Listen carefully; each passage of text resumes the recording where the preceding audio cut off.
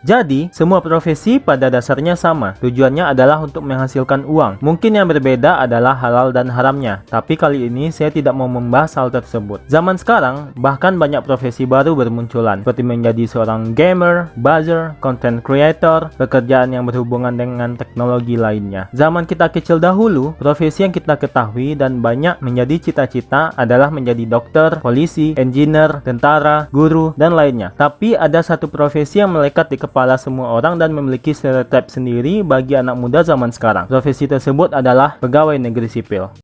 Awalnya memang langsung sudah sejak awal mau jadi PNS atau ini pilihan terpaksa atau apa? Coba tolong.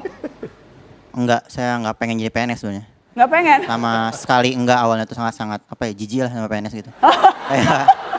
Kayak di image saya tuh saya nggak pengen otak saya jadi otak PNS gitu. Otak PNS? Iya. Apa otak PNS? Otak datang jam 8 pulang jam 3 atau jam 5 gitu.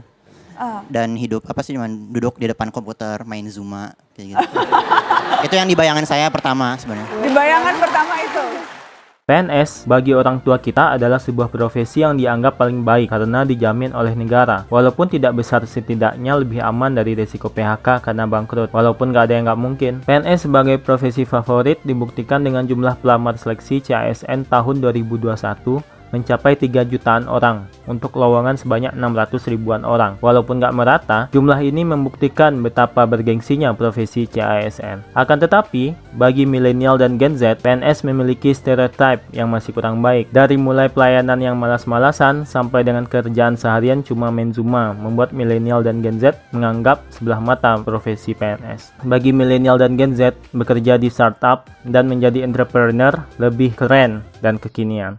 Perusahaan rintisan atau startup lagi jadi bahasan gara-gara beberapa startup di Indonesia mem-PHK karyawannya dalam waktu yang bersamaan atau bahkan berdekatan. Nah, fenomena yang sedang terjadi ini disebut dengan istilah bubble burst.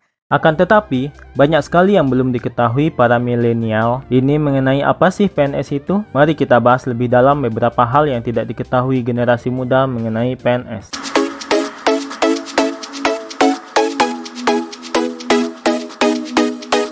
Pertama, ASN bukan hanya yang kamu temui di kantor administrasi. Seperti yang kita bahas di awal tadi, profesi yang populer seperti dokter, engineer, guru, dosen, peneliti, dan lain-lain, semua itu ada di PNS. PNS yang biasa kita temui di administrasi tersebut hanya sebagian kecil dari PNS, karena PNS mencakup hampir semua hal dalam hidup kita. Guru dan dosen yang kita temui di sekolah dan kampus negeri adalah PNS. Semua jenis ilmu PNS punya pakarnya. Perdagangan dalam negeri dan luar negeri diurus dan dikuasai secara baik oleh para PNS di bidangnya, dan lainnya. Kamu pengen berprofesi sebagai apapun, ada PNS-nya. Perbedaannya adalah kamu tidak hanya bekerja, tetapi mengabdi untuk membuat Indonesia menjadi lebih baik.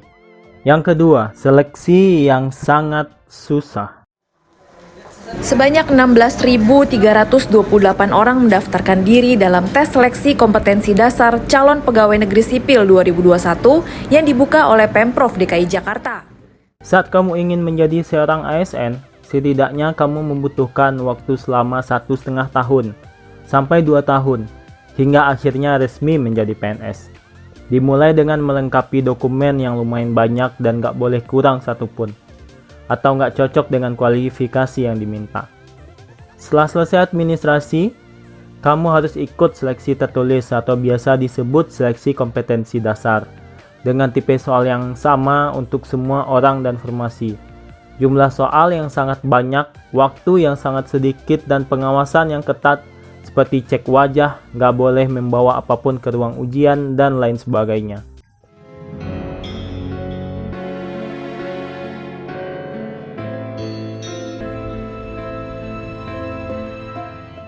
Lulus ujian seleksi kompetensi dasar, kamu harus melanjutkan seleksi selanjutnya, yaitu seleksi kompetensi bidang, yang jenis ujiannya beragam sesuai dengan bidang yang kita lamar. Ujian SKB ini lebih beragam sesuai bidang yang dilamar. Ujian yang dilalui bisa secara tertulis lagi, ataupun wawancara, dan bahkan beberapa formasi menyaratkan ujian fisik.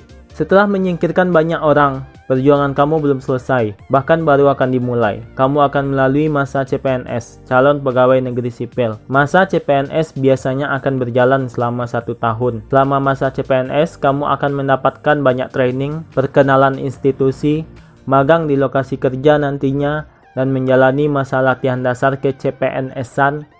Akhir dari masa CPNS ini, kamu harus melakukan kegiatan aktualisasi dan mempertanggungjawabkan kegiatan kamu selama masa CPNS dengan laporan yang setara dengan skripsi dan dipertanggungjawabkan di depan pembimbing dan atasan dalam sebuah sidang. Selama masa 1 tahun CPNS tersebut, kamu digaji hanya 80% dari gaji normal kamu nantinya jika sudah menjadi PNS. Setelah semua itu, kamu baru akan diresmikan menjadi seorang PNS dalam sebuah pelantikan. Kamu akan bersumpah di hadapan agama yang kamu percayai untuk mengabdi kepada negara. Kalau kita di Jepang, di Jepang ini PNS di Jepang gitu ya, itu rata-rata ya lulusan Harvard, Cambridge, Oxford gitu, bahkan minimal Tokyo University gitu, nomor satunya Jepang gitu. Nah kalau Abi masih kayak gitu pikirannya, nanti ya PNS Indonesia isinya orang-orang yang nggak dapat ilmu kayak Abi gitu. Terus saya kayak, wah iya juga. Jadi saya nggak ikhlas sih kalau sama orang-orang yang nggak ya nyebelin gitu deh.